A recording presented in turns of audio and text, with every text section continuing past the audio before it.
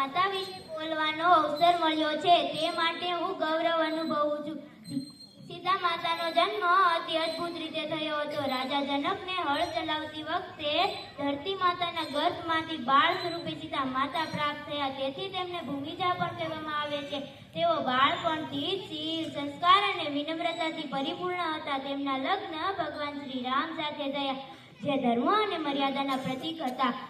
સીતા માતાનું જીવન સૌથી વધુ સંઘર્ષોથી ભરેલું હતું. લગ્ન પછી રાજમહેલની સુખ સગવડો છોડી તેમણે શ્રી રામ સાથે 14 વર્ષનું વનવાસ સ્વીકાર્યું. વનવાસ દરમિયાન તેમણે કોઈ ફરિયાદ કરી નહીં, પરંતુ પતિ સાથે ધર્મના માર્ગ પર ચાલવાનું પસંદ કર્યું. વનવાસ દરમિયાન લંકાધિપતિ રાવણ દ્વારા તેમનું અપહરણ થયું. તેમને અશોક વનમાં કેદ કરવામાં આવ્યા. આ સમયે સીતા માતાએ અસંખ્ય કષ્ટો સહન કર્યા, પરંતુ પોતાના સત્ય, શીલ અને પવિત્રતામાં અડગ રહ્યા. તેમણે ક્યારેય આશા છોડી નહીં, નિરાશા સ્વીકારી નહીં. શ્રીરામ દ્વારા રાવણનો વધ થયો. પછી સીતા માતાને અઘરી પરીક્ષા આપવી પડી.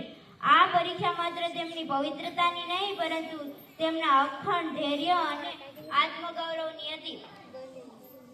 તેમણે શાંત મનથી પરીક્ષા સ્વીકારી અને સત્યની વિજય ગાથા રચી.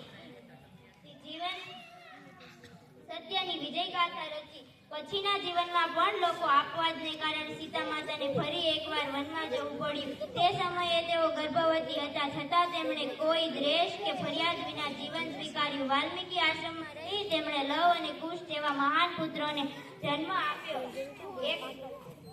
અને ઉત્તમ સંસ્કાર આપ્યા. સીતા માતાનું જીવન આપણને શીખવે છે કે નારી શક્તિ શોરમાં નહીં, પરંતુ સહનશીલતા, સંયમ અને આત્મબળમાં રહેલી. તેઓ માત્ર એક પત્ની કે માતા નહીં, પરંતુ ધર્મ, ત્યાગ અને સહન શક્તિની જીવન પ્રતિમા હતા. આજના સમયમાં જ્યારે સમાજ અનેક પડકારોનો સામનો કરી રહ્યો છે, ત્યારે સીતા માતાના જીવનમાંથી આત્મસન્માનનું મહત્વ શીખી શકીએ છીએ. આ ખાસ કરીને દીકરીઓ માટે સીતા માતા એક તેજસ્વી આદર્શ છે. ચાલો આપણે સૌ સીતા માતાના જીવનમાંથી પ્રેરણા લઈને સત્યનો માર્ગ અપનાવીએ, અન્યાય સામે ધૈર્ય રાખીએ અને આપણા કર્તવ્યોને નિષ્ઠાપૂર્વક નિભાવીએ. આટલું કહીને હું મારી વાત પૂર્ણ કરું છું. જય શ્રી રામ, જય સીતા માતા.